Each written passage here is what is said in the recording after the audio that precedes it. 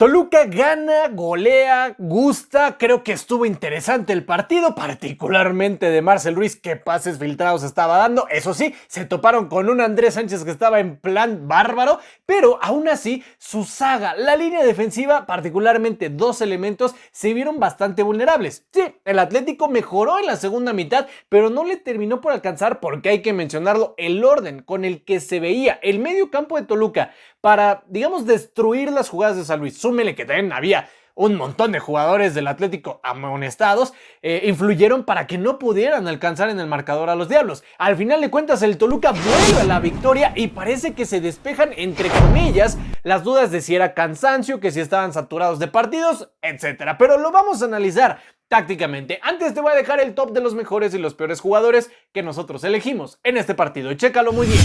Vamos con lo mejor, en donde ya está el mencionado Andrés Sánchez, Alexis Vega y Marcel Ruiz. Dos del Toluca, uno de San Luis. En lo peor ponemos a Aldo Cruz, Román Torres y a Juanpe, los tres de San Luis.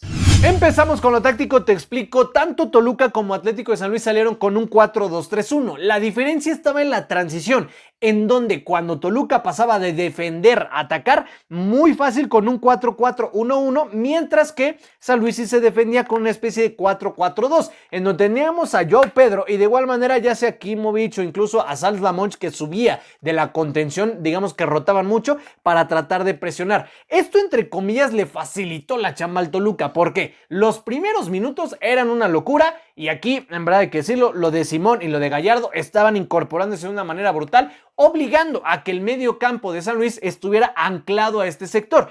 Los laterales fueron los que más sufrieron. Tanto Román Torres como Aldo Cruz sufrieron no tanto por esto, sino por el movimiento de los extremos. Lo que estaban haciendo tanto Vega como Angulo y Ojito, ayudados en este caso por Nico Castro, fue brutal, porque aquí hay que quitarnos el sombrero. El partidazo que se aventaron tanto Marcel Ruiz, de igual manera como lo hicieron Franco Romero, fue una brutalidad, porque abrían terreno de juego, los laterales hacían lo propio, ellos profundizaban y al generar estos huecos, una de pases filtrados sensacionales, e incluso ya al momento de atacar un poquito más, teníamos a Romero más anclado como una especie de líbero para que no se quedara tan solo la zona defensiva con dos centrales, y Marcel Ruiz tenía la libertad de moverse y filtrar pases a voluntad. De ahí fue cuando se generaban huecos y, ojito, también hay que mencionar lo de Andrés Sánchez, particularmente la primera tajada que ya se fue corriendo frente a su portería, ¡pum! La segunda que le sacó a Paulinho también, digamos, en una especie de achique en el punto penal, brutal. Y la tercera, aquí sí hay que mencionarlo, lo de Paulinho le pegó mal, la falló, fue una oportunidad clarísima, pero bueno, también le metió la mano y ahí está. Es decir, Andrés Sánchez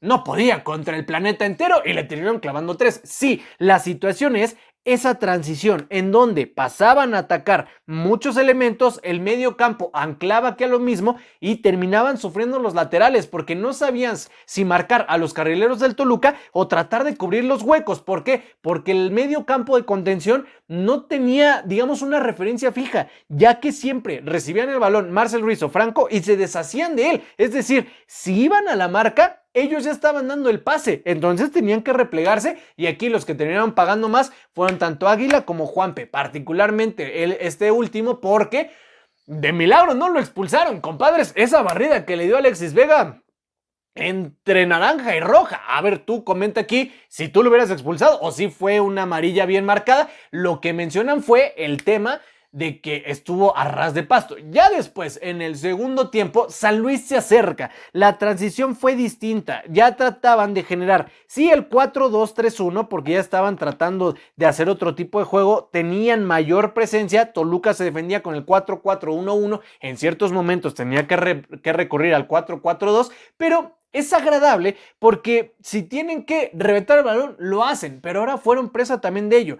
Al hacerlo, la salida es más que marcada, pero justamente en el 4-2-3-1 de San Luis se terminaban quedando huecos y en esa situación fue donde cayó el gol de San Luis que los terminó acercando. Ya posteriormente también por ahí un terrible accidente que terminó sucediendo en donde un jugador del San Luis tuvo que ser intervenido para tratar de frenar ahí el sangrado. Al final de cuentas no pasó a más, pero esa transición es importante porque los pases a los huecos, los movimientos sin balón y el buen trabajo que se notó, particularmente con Gallardo y de igual manera con Simón, fue una brutalidad. Y aquí se notó porque Román Torres y Aldo Cruz la sufrieron, pero en verdad un montón. Y aquí pareciera poco, pero hay que destacar lo que estuvieron haciendo tanto Pereira como Bruno Méndez, conteniendo a un muy buen delantero como lo es João Pedro. Mis respetos, anticipaban, evitaban que se hicieran tiros de media distancia, los que se pudieron hacer los contenía muy bien Hugo González y párale de contar. En el segundo tiempo también fue un poquito más permisivo el Toluca,